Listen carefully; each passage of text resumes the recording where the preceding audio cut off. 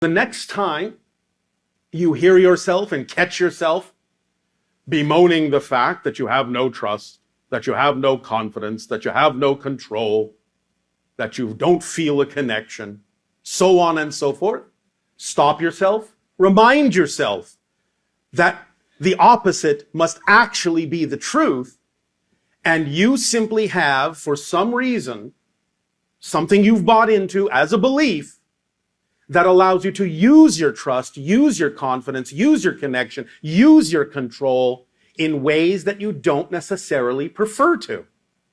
And that means you've made a choice to have that experience on some level. Usually these beliefs might be ensconced in your unconscious mind. And so the whole idea, when you catch yourself saying those things, thinking those things, feeling those things, is to realize that you might be describing a way in which you're using your trust, using your connection, using your confidence, but that the statement itself is not a fact. It's simply the product of something you've been taught to believe is true about yourself in that particular circumstance or situation.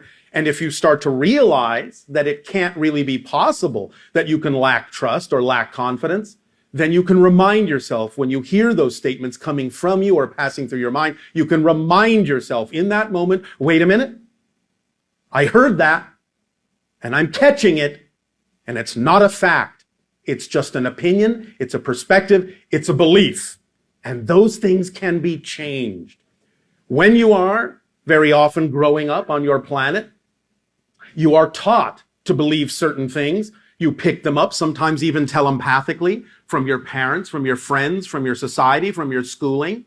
But when you finally arrive at the place where you are maturing into adulthood, you suddenly realize that you're carrying around all of this baggage from other people that you've bought into and picked up along the way. And it starts to weigh you down. You feel like you're dragging it along. Your own bags weigh nothing. If you feel held back, if you feel dragged down by certain ideas and beliefs within you, that should be your first clue that you're carrying around someone else's baggage that doesn't belong to you. You're carrying around someone else's belief system that isn't necessarily something you need to share.